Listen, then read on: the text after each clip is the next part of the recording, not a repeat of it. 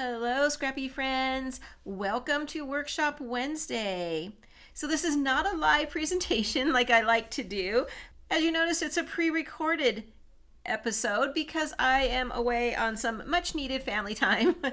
But I didn't want to miss the opportunity to show you the next installment of our tools extravaganza and show you the 3 new tools that were launched when Christmas was launched this year.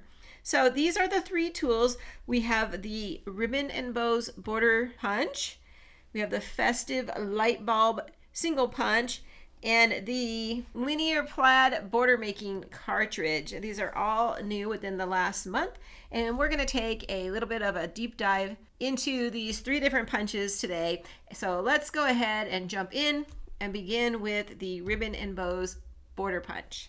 So you know I like to kind of classify my punches, whether they're generic or more theme-based. And looking at this, you might think that it's pretty theme-based. It came out with Christmas, so the bows are pretty appropriate. We have a lot of bows and ribbons around at Christmas time, so a perfect addition to our Christmas collection. But it's really good for any kind of celebrations. Birthdays, Mother's Day, anywhere where there might be a gift involved, then this would be perfect. But I also think that it would be great for babies, even fur babies. I think there's going to be quite a few uses for this once we get in and dive in and start using it. So this is how it punches out. It comes out in a chain. So here it is just across a piece of cardstock, and you can see how cute and easy that would be to create a very simple border. Add it onto a piece of cardstock or other pattern paper, then it really could help to pop the border up off your page. So 2 very simple ways to use the punch. Use it exactly how it's created. But what I really love best about this punch is if you punch out 1 row and then cut all the bows off, you'll have about a dozen little bows that you can use on all kinds of different layouts. And sometimes all you need is just a little bow in your embellishment cluster to kind of bring that layout all together. So what I've been enjoying is cutting these apart and just creating little tiny embellishments. We could all use a little bows on our layouts. And if you use double-sided paper, whether it's cardstock or pattern paper, you'll get lots of different colors of bows, and you can mix and match them.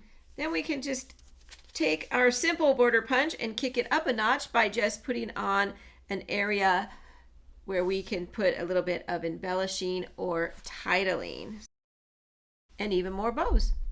So I think one of the obvious ways to use this is to cut out squares and put the bow on top to create little presents.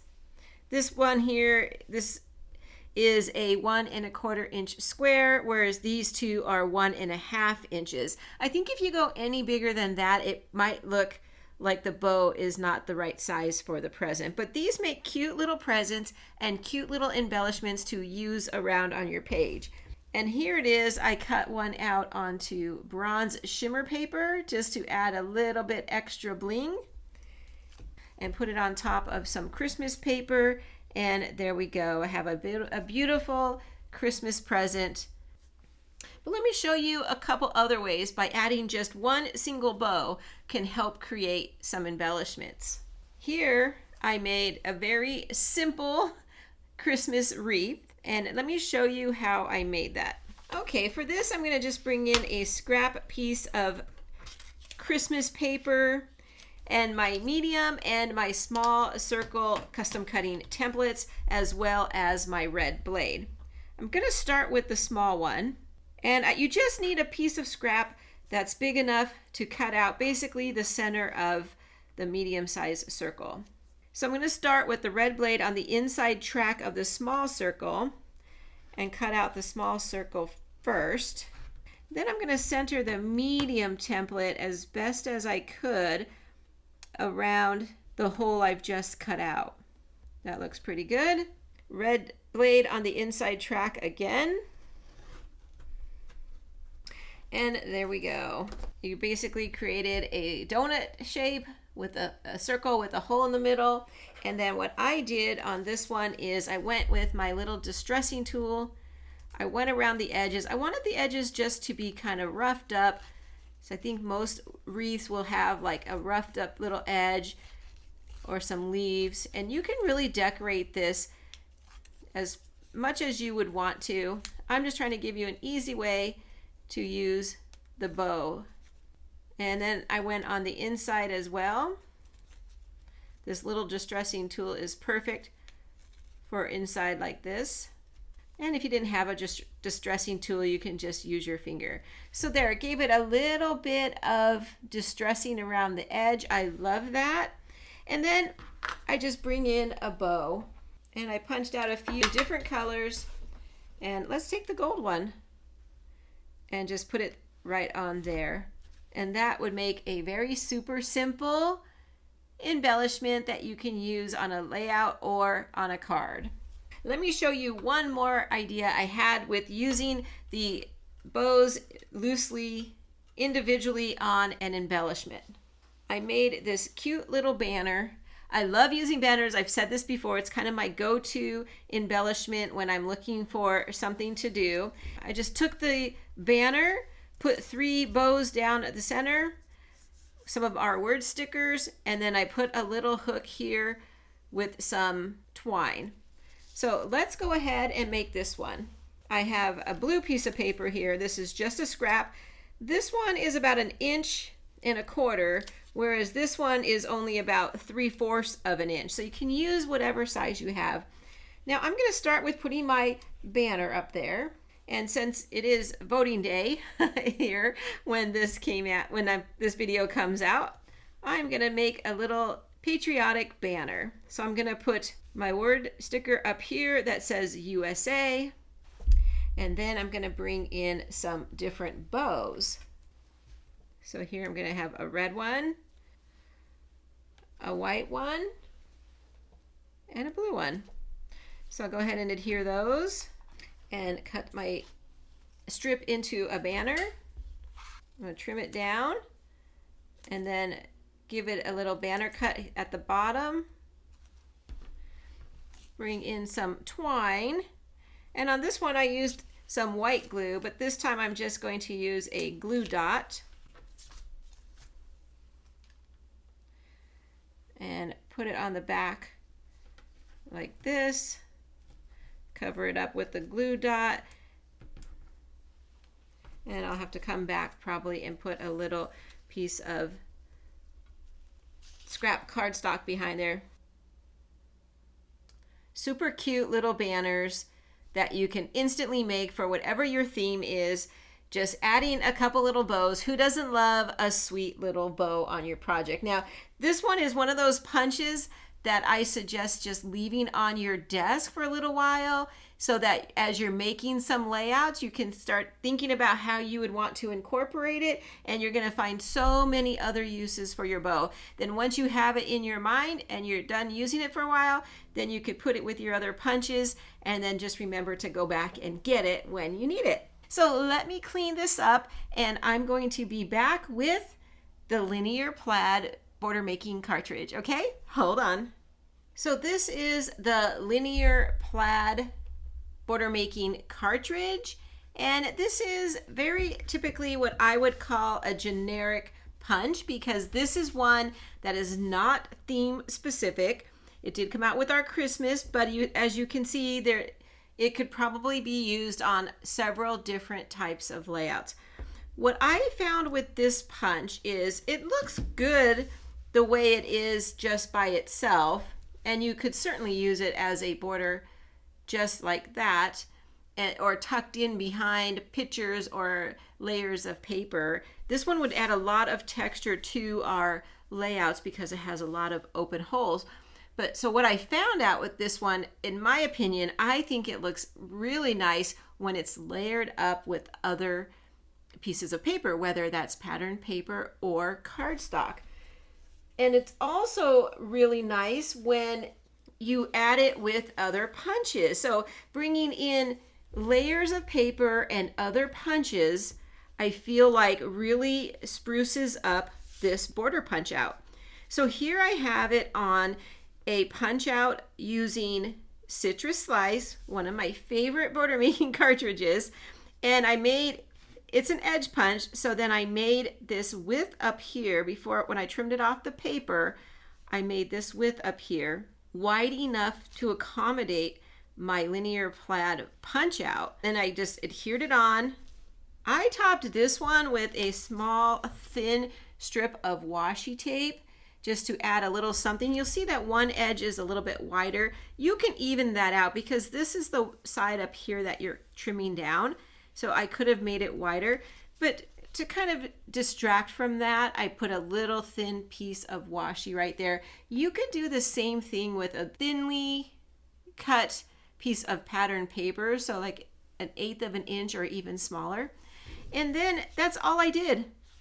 And then I put on a little cluster area using 2 little doilies, just leftover scraps of paper, and a couple stickers and a couple pieces of twine.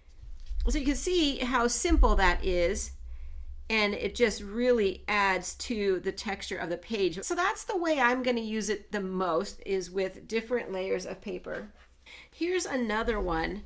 And this one I just layered it on 3 pieces of paper, and the outer one is about 11.5, and then I went in a little on each one. So when I punched out a whole strip of the linear plaid punch out, then I just cut it down to fit into my layers of other paper here. And then you know what this is over here, right?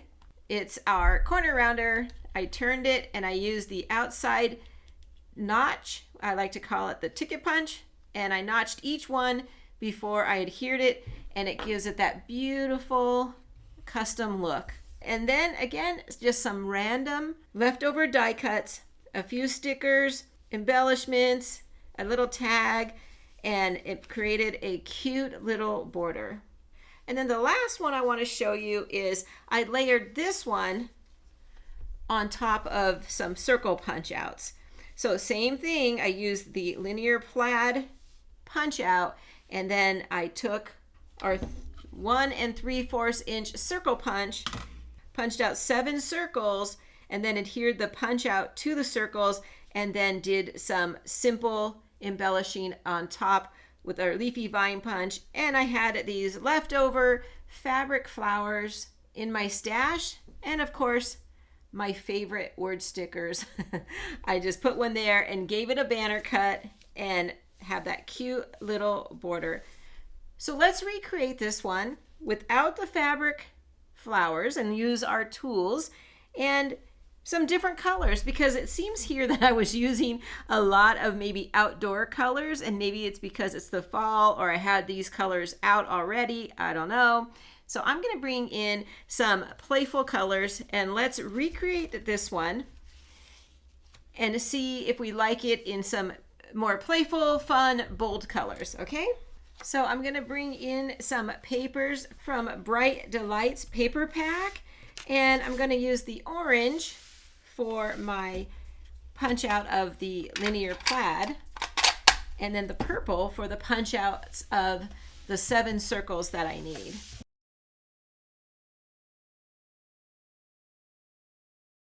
Then I just took the circles, lined them up. I didn't go over the edge because the edge will be at the edge of the paper. And I just put these in a slight overlap on the circles, but you can't even see it through the punch. Paying attention to making sure that these here are at the same height. And if you really wanted to make sure, you could bring in your mat, make sure they're all lined up on the same line. Then once I have them all in place, I'm just going to scoot them over a little bit so that they are overlapping, and there we go. That looks really, really pretty. It's very springy compared to our more autumny looking one. Then my next thing I want to bring in is leafy vine punch.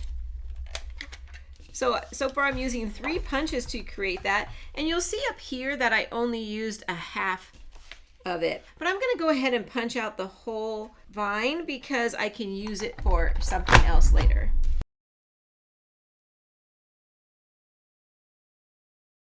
And then with this one, I'm just putting it all the way to the edge, and I only want up to about here. So I just trim that down, kind of curving it so I keep that leaf shape. And I'm going to put it right here at the bottom of my linear plaid punch out. And then I'm going to bring in some flowers, and for that I'm going to bring in the embossed flower punch.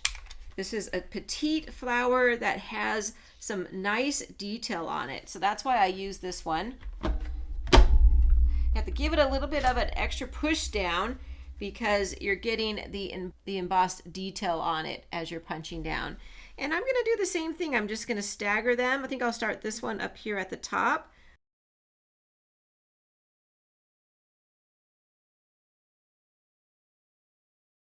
Okay, so I did 5 of these, and I'm just going to go up and down across the, let's see, let's come, no, I like that one up, this one down, this one up, down, and then up. And those are really bright white, so to tone that down a little bit, I'm going to come back in with some purple gems, and I'm going to use this medium size and put it right there in the center. Then bring in some words and find one that's going to work. On this one, I could use one that's a little bit longer. So like this one right here, remember the little things. That's cute. Remember when, you guys know, there are so many good ones on these. They're very generic. So even if I'm pre-making this border for another time, then I can still bring it in. And I can do a banner cut on this, but you'll see this one doesn't have that much room to do a banner cut, but let's go ahead and try it anyway. So we'll just snip up a little portion of it. There we go. So that worked out. And then I'll slide this right in like that. And there we go.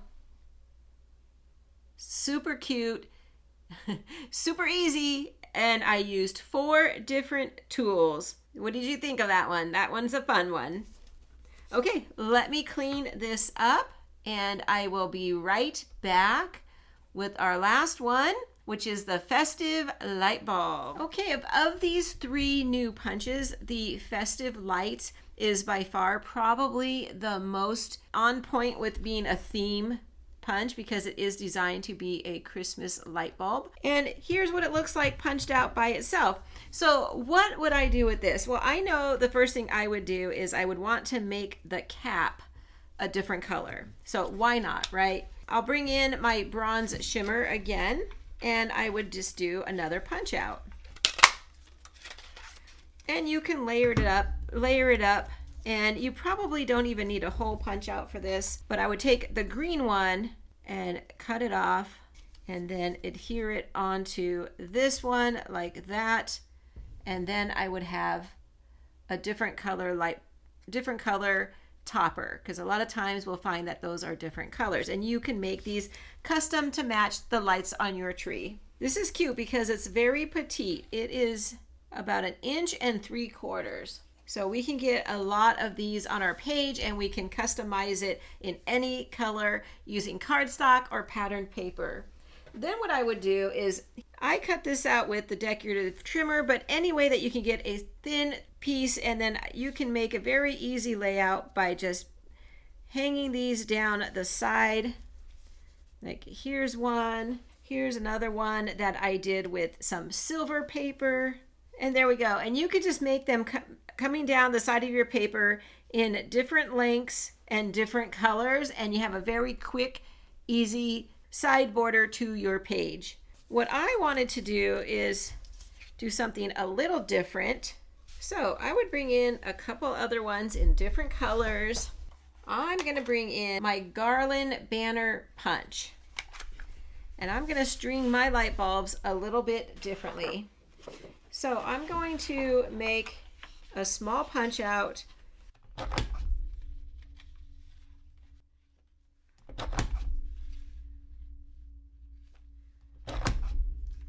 And that's all I really need. So what I want is I just want the cord or that band, that swinging rope hanging there. I don't want all the banners. So I'm going to trim all those off.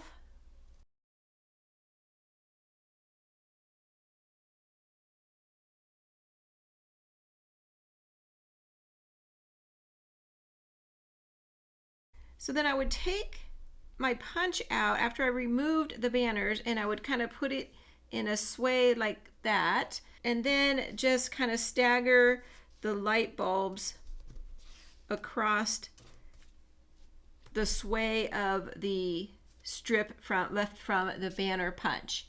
Just something a little different. You can come back here and put some gems maybe on those open circles, and you can either do a half a banner or a whole banner across the page. I think either way it looks super cute. Okay, but you know, I couldn't stop there. When I looked at this and I kept thinking, what else can we do with this punch? Of course, my mind automatically went to flowers. And I made this flower. It's a nice big embellishment. So if you're looking for something to take up some room on a page, then this would be perfect. And I made it yellow and brown like a sunflower. Again, we were in fall, so why not? But let's recreate this using some more springtime colors. So I grabbed some papers from my stash. I grabbed this white one I'm going to use for the petals. I cut out 6 there, so I'll go ahead and do 6 of these. And then I just kind of put them all in the center, stacking the topper of the light bulb in the center. And it's going to build up a little bit of a pile here, but that's okay. And then for my center here, I brought in my circle scalloped, and I'm going to cut out the outer ring in one color and then come back in and do use just the center part for that center. So I'm going to bring in this dark pink for the main scallop, and it's going to go right here. Now there is a lump right there, but I like that, and it kind of gives it a little bit of definition. Then I'm going to change the setting to number 3, come back in with this light pink, and I'm going to put this up on a little bit of foam tape and put it just like that.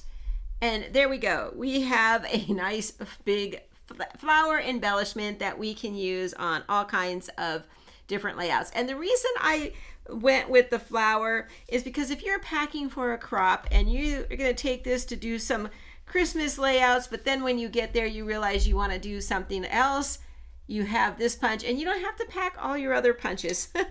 But I think there's going to be a lot of uses for this later on. I kind of see maybe a little gnome face there, but I'm not a huge gnome person, so I wouldn't even want to attempt to do that.